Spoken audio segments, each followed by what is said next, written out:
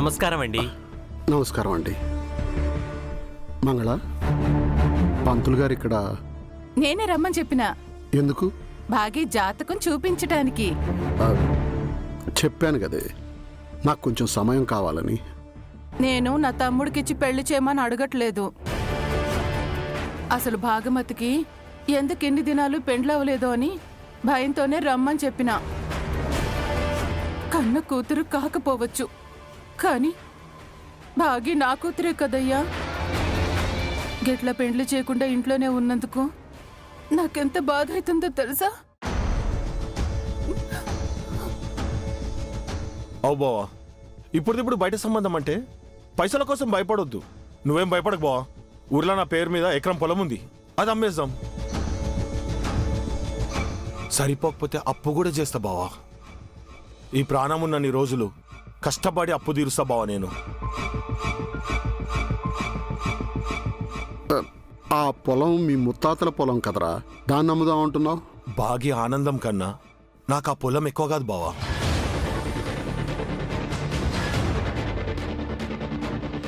సరే కాని ముందు జాతకం అయ్యోరికి చూపించండి, మిగతాది మనం మాట్లాడుకుందాం. పో అయ్యా. అక్క, ప్లాన్ వర్కౌట్ అవుతుంది. ఈ మంగళ ప్లాన్ ఏటో అది మళ్ళీ తప్పడమునా? పంతులు చెప్పింది గుర్తుంది కదా, అలాగే చెప్పాలి. మీరు చెప్పారు, ఆయన చెప్పారు. ఏం చెప్పాలో, ఎలా చెప్పాలో, ఎలా బయట పెట్టాలో 3 సార్లు ప్రాక్టీస్ చేయించారు కదమ్మా. నేను చూసుకుంటానమ్మా. మీరు నిశ్చింతగా ఉండండి. ఇదిగోండి పంతులు గారు.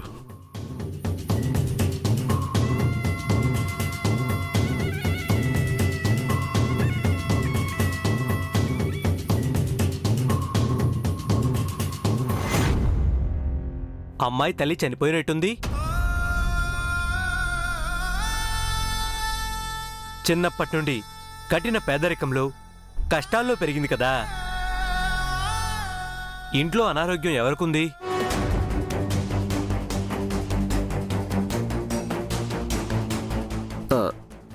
నాకే పంతులు గారు. కూతురైనా కొడుకుగా ఇంటి బాధ్యతలు తీసుకొని కష్టపడుతుంది కదా. అవును పంతులు గారు, అయినా ఇవన్నీ మీకెలా తెలుసు? ఈ జాతకం చెప్తుంది.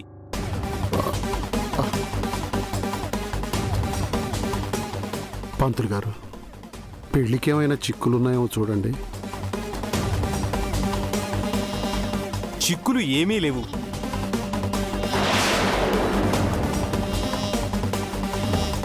ఈ పంతులు గడింది ప్లేట్ పిరాయించండు. కానీ పెద్ద గండమే ఉంది.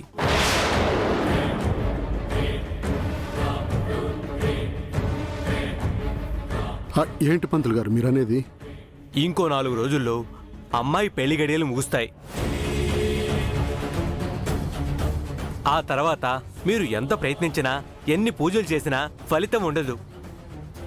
ఆ అమ్మాయి కష్టాలు తగ్గాలన్నా, బాధ్యతల నుంచి బయటపడాలన్నా మెడలో 3 ముళ్ళు పడాలి.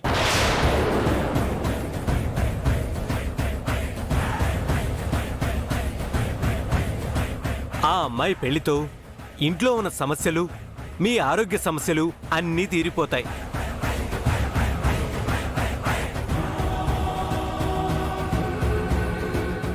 ఆలోచించే సమయం లేదు మూర్తిగారు. బిడ్డ బాగుండాలంటే వెంటనే మెడలో 3 ముళ్ళు వేయించాలి.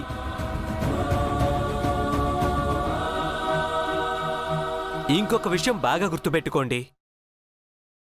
4 రోజులు దాటితే మీ కూతురు ఎప్పటికీ పుట్టింట్లోనే ఉండిపోతుంది.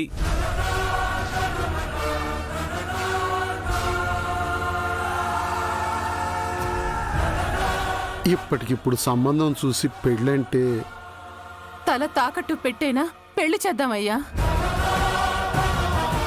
మన కూతురు సంతోషం కంటే మనకేది ఎక్కువ కాదు. సరేనండి, ఇక నేను వెళ్ళొస్తాను. సమయం ఉన్నప్పుడు సరైన నిర్ణయం తీసుకోండి. సరే పంతులు గారు.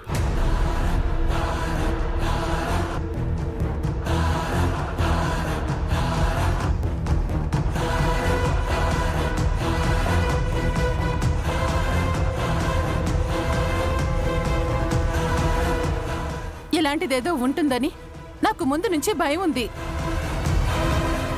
పోనీలే, ఆలస్యం కాకముందే మనకి విషయం తెలిసింది. నువ్వు పోయి కాళ్ళు చేతులు కడుక్కురా, నేను టీ పెడతాను. నువ్వేం పరేషాన్ కాకయ్యా. భాగీకి మంచి సంబంధం, మన కళ్ళ ముందుండే సంబంధం. పిల్లోడు మంచిగా చూసుకుంటాడు అని నమ్మకం వచ్చే సంబంధమే తీసుకొద్దాం.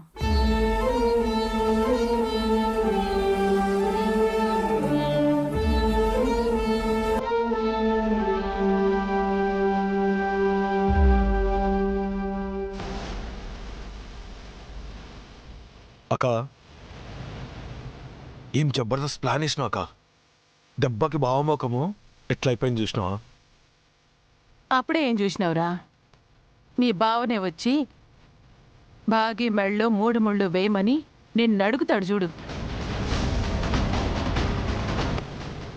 బాగి మనదే, ఆ అరుంధతి ఆస్తి మనదే.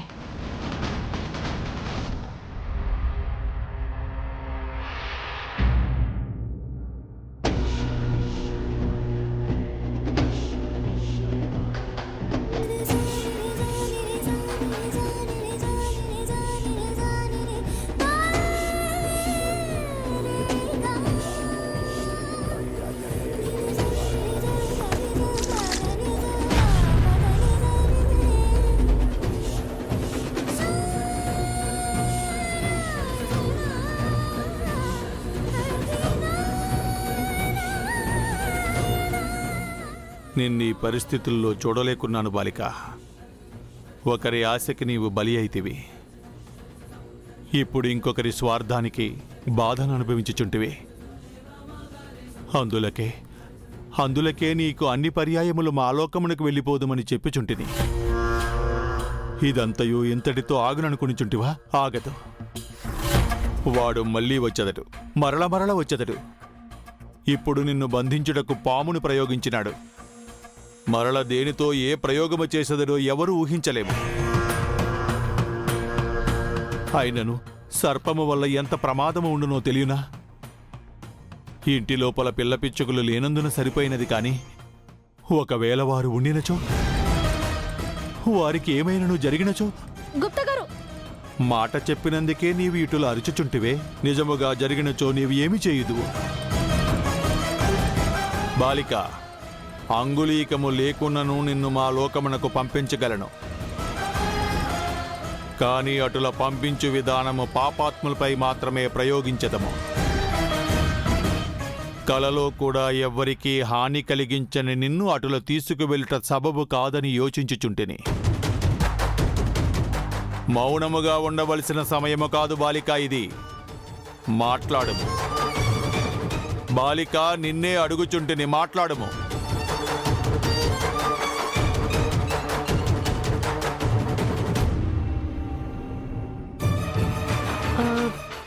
అక్క,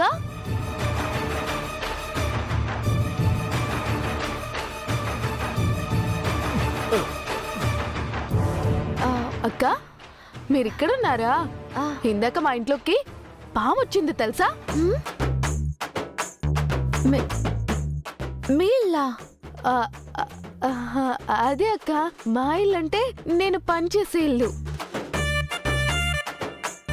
అయినా మా ఇల్లని అంత టక్కుననేసానేంటి? ఇది నీ ఇల్లే బాలిక. దేవుడికి నీ గమ్యము తెలుసు కాబట్టే నీ నోటి నుండి ఆ మాట పలికించాడు. అయినా ఆ పాముని మొదట నేనే చూశానక్క. అప్పుడు భయపడి చూసుకోకుండా ఆయన చంకెక్కేశాను, గట్టిగా పట్టేసుకున్నాను.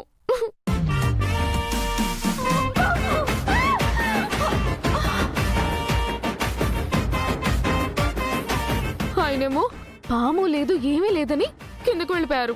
అప్పుడు మనోహరి గారు పాము పాము అంటూ అరుస్తూ బయటకొచ్చారు. అప్పుడు ఆయన ఇంట్లో అందరినీ బయటకు పంపించేశారు. అయినా పిల్లలు లేరు కాబట్టి సరిపోయింది. లేకపోతే ఎంత పెద్ద ప్రాబ్లం అయి ఉండేదో తెలుసా అక్క? అమ్మో!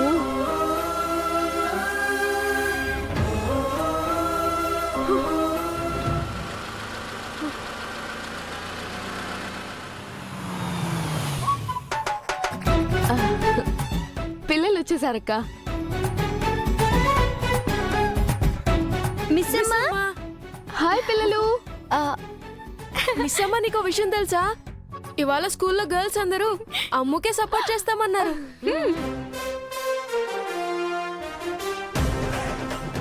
అసలు అంజలి బంటిని ఎలా ఫూల్ చేసిందో తెలుసా? అంతా అంజలి ప్లానే.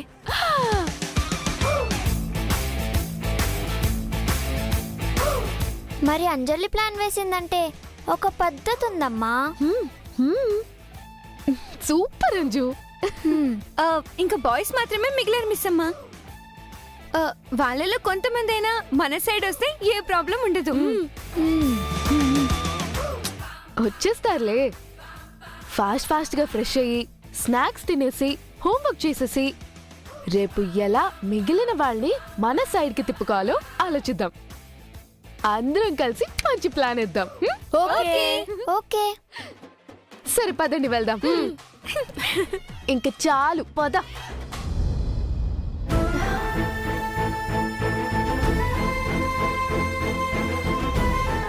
ఎందుకోసమే నేను మీతో రాలేను గుప్తా గారు. నేను మీకు స్వార్థపరురాలాగా కనిపించొచ్చు, కానీ నేను పుట్టినప్పటి నుంచి నాకున్న ఏకైక రక్త సంబంధం నా పిల్లలే. వాళ్ళకి ఏ సమస్య లేకుండా సంతోషంగా ఉన్నారు. వాళ్ళని నాలా చూసుకునే ఒక తోడుందని తెలిసేదాకా నేను ఇక్కడి నుంచి రాలేను గుప్తా గారు. ఇవాళ జరిగినట్టు మళ్ళీ జరగచ్చు, మళ్ళీ జరగచ్చు. వాటన్నింటినీ పోరాడి గెలుస్తానే గాని మా పిల్లలు బాగుండాలనే భరోసా లేకుండా నేను రాలేను. సరే అయితే తొందరలోనే ఆ తోడును కూడా వీక్షించి మా లోకమునకు వెళ్ళదాం.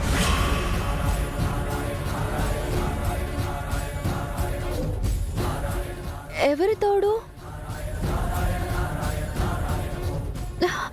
ఎవరికి తోడు?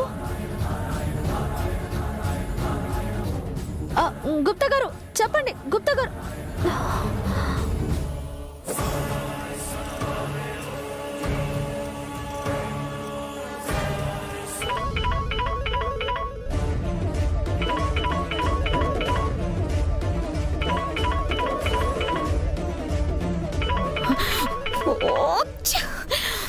వీడు ఫోన్ చేస్తున్నాడేంటి?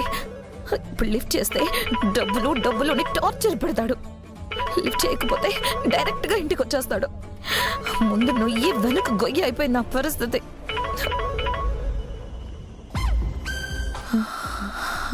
అయ్యా, ఏదో ఒకటి చేసి వీడికి డబ్బులు అరేంజ్ చేయాలి. అప్పటిదాకా ఇలా ఫోన్ లిఫ్ట్ చేయకుండా ఉంటే వాడే సైలెంట్ అయిపోతాడు.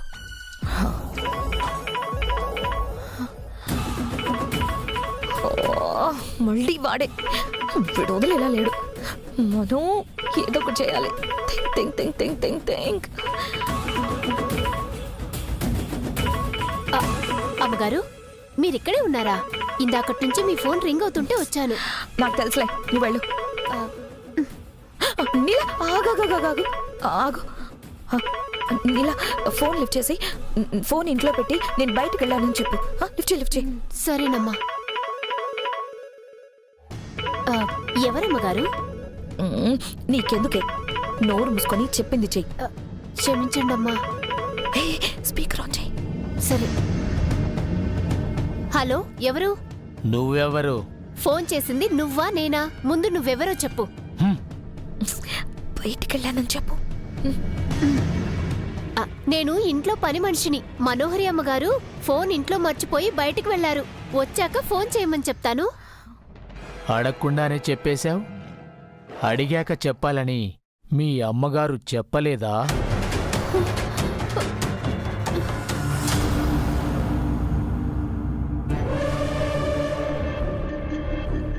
ఏంది మేడం, మీ పని మనిషితో ఫోన్ లిఫ్ట్ చేపించారు, ఏ అబద్ధం చెప్పాలో ప్రిపేర్ చేపించారు, కానీ ఎలా చెప్పాలో చెప్పలేదా?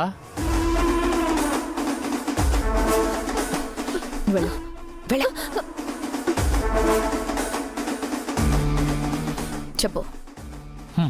ఎప్పుడో పాత పద్ధతుల్ని ఇంకా పాటిస్తున్నారా? మీరైనా కొంచెం కొత్తగా ఆలోచిస్తారనుకున్నా. చూడు, నువ్వు అడిగిన డబ్బులు సర్దడానికి నాకు కొంచెం టైం కావాలి. ఇలా ఫోన్ చేసి అడగగానే తీసుకురావడానికి నా దగ్గర డబ్బులు లేవు. ఉన్నవన్నీ నీకే ఇచ్చేశాను కదా. మీకెంత టైం కావాలంటే అంత టైం తీసుకోండి, కానీ నాకు మాత్రం నేను చెప్పిన గడువులోపు డబ్బులు రాకుంటే ఎక్కడికెళ్తానో, ఎవరిని కలుస్తానో, ఏం చెప్తానో, చెప్తే ఏమవుతుందో నాకంటే మీకే బాగా తెలుసు. అంత దూరం తెచ్చుకోకండి madam. Hello hello hello hello hello. ఇప్పుడు ఏం చేయాలి? డబ్బులు ఎక్కడి నుంచి తీసుకురావాలి? వీడికి డబ్బులు ఇచ్చి వీడిని అమర్కి దూరంగా పంపితే కానీ నేను ప్రశాంతంగా ఉండలేను. అమర్ని డబ్బులు అడిగితే 100 క్వశ్చన్స్ అడుగుతాడు. ఎలా? ఏం చేయాలి?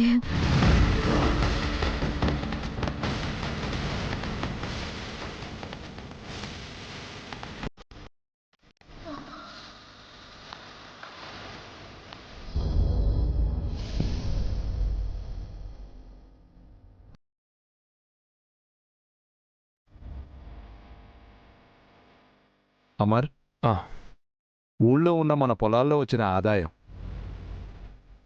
నాన్నా, ఇది మీ కష్టంతో కొన్న పొలం, మీ ఐడియా వల్ల పండిన పంటలో నుంచి వచ్చిన ఆదాయం మీరే ఉంచుకోండి. ముగుస్తున్న బ్రతుకులు మావి. మేము ఈ డబ్బుని ఏం చేసుకోవాలిరా? ప్రతి ఏడు ఈ డబ్బును తీసుకొచ్చి అరుంధతికి ఇచ్చేవాడిని. ఇప్పుడు ఎవరికి ఇవ్వాలో తెలియడం లేదు.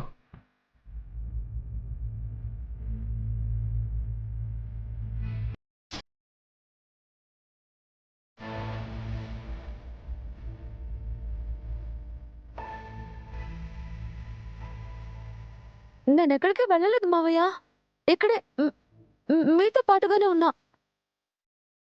మీరిచ్చిన డబ్బుని పిల్లల పేరు మీద బ్యాంకులో వేసేదాన్ని. ఏమిటో జీవితం.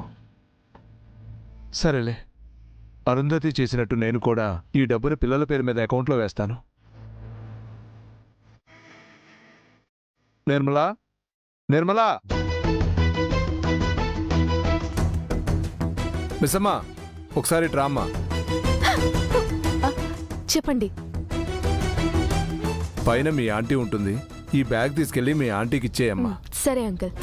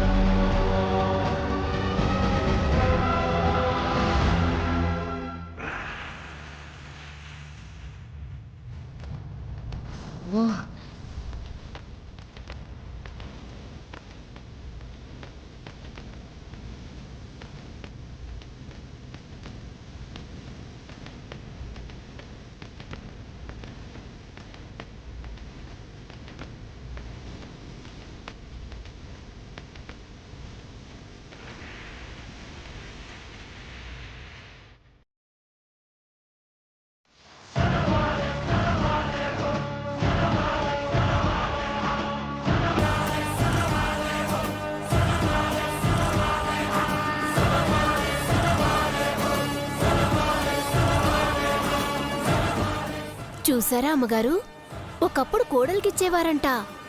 ఇప్పుడు కాబోయే కోడలు మీరుండగా మిస్సమ్మకిచ్చి పంపుతున్నారు. దీన్ని బట్టి వాళ్ళ మనసులో ఏముందో మీకర్థమవుతుందా?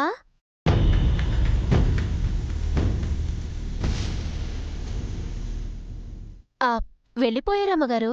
వాళ్ళ మైండ్లో ఏముందో నాకు తెలియదు, కానీ నా మైండ్లో మాత్రం సూపర్ ప్లాన్ వచ్చింది. ఏంటమ్మా అది? ఒక్కటే దెబ్బకి 2 పిట్టలు పడ్డమంటే ఏంటో తెలుసా? ఒకటి కొంటే ఇంకొకటి ఫ్రీ రావడం అంటే ఏంటో తెలుసా? అవన్నీ తెలుసుగాని మీరేం చేద్దామనుకుంటున్నారో నాకు అర్థం కావట్లేదమ్మా.